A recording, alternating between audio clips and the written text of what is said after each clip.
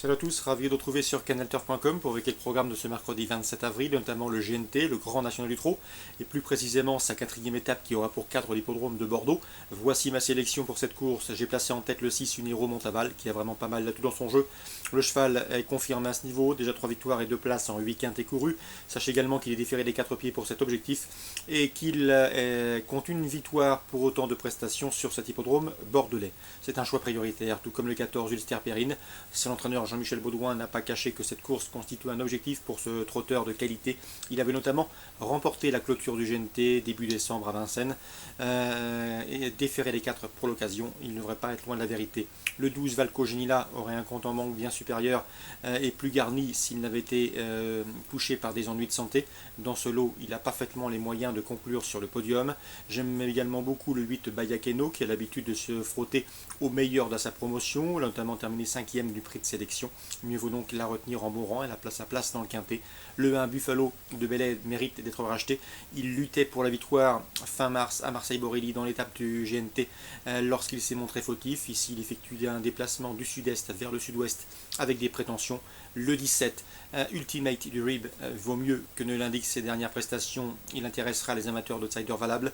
Le 15 tellement au fort a des références à ce niveau. Dans un bon jour, elle peut venir corser les rapports. Et le 11 Topaz Jeff est barré a priori pour le succès, mais elle peut faire aussi bien que dans l'étape de Lyon-la-Soie où elle s'est classée 5e. En cas d'empartant, on citera le numéro 3 Urus. Résumé chiffré 6, 14, 12, 8. Devant le 1, le 17, le 15 et le 11. Toujours à Bordeaux, dans la 5e, j'ai pu m'entretenir avec l'entraîneur de Doudou du Guivon, le 509, c'est Emmanuel Lamy. Il est confiant, son cheval est irréprochable depuis ses débuts, deuxième, premier. Il le préfère corde à droite. Sachez également que le cheval a repris de la fraîcheur. Il va surtout s'efforcer de faire une bonne ligne droite, de patienter afin de le faire finir. À ce petit jeu-là, il peut être battu, mais à mon avis, sa place est sur le podium. Le 509, Doudou du Guivon pour une confirmation. L'opposition, le 505 d'Axia Pergy, de retour au trot attelé après une tentative infructueuse sous la selle, elle est perfectible.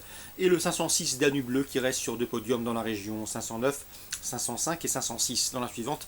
J'aime beaucoup le 616 Ténor du Passage, il a été pas vénard le dernier coup, il luttait pour la victoire avant d'être gêné par un adversaire au galop à côté de lui. C'était dans la phase finale d'une épreuve de même facture dernièrement à Lyon-la-Soie. Il trouve ici l'occasion de refaire parler de lui et d'obtenir une juste compensation. On lui associera le 614 Ultimo à mort. Le cheval est en forme mais surtout très confirmé à ce niveau. Il sera également déféré des 4 pieds pour l'occasion. 616 et 614, 2 choix prioritaires dans cette course réservée aux drivers amateurs. Dans la 7e, j'aime beaucoup le 709 Bellamy.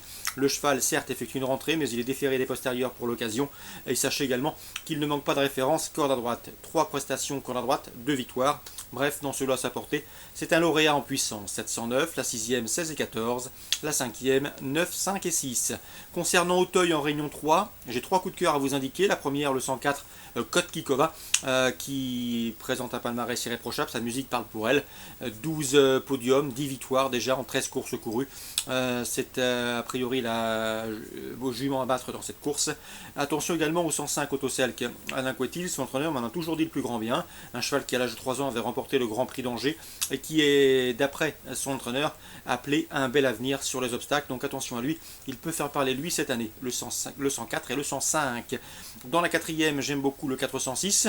C'est Mokala Katoas qui s'est frotté au meilleur de sa promotion sur les balais, qui à mon avis n'aurait plus tardé à ouvrir son palmarès sur le steeplechase. C'est un bon cheval, ce 406. Également choix prioritaire avec le 606, c'est Storm of Saint-Ly qui poursuit sa route qui devrait le mener tout droit vers le grand steeplechase de Paris, une épreuve qu'il a d'ailleurs reportée il y a 2 ans en 2014. Le cheval présente également un palmarès des plus éloquents.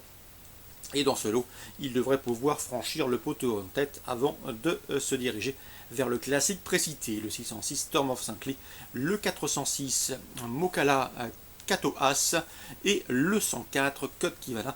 Mes 3 préférés pour cette réunion 3 à Auteuil. Très bon jeu à tous, bonne journée, rendez-vous demain.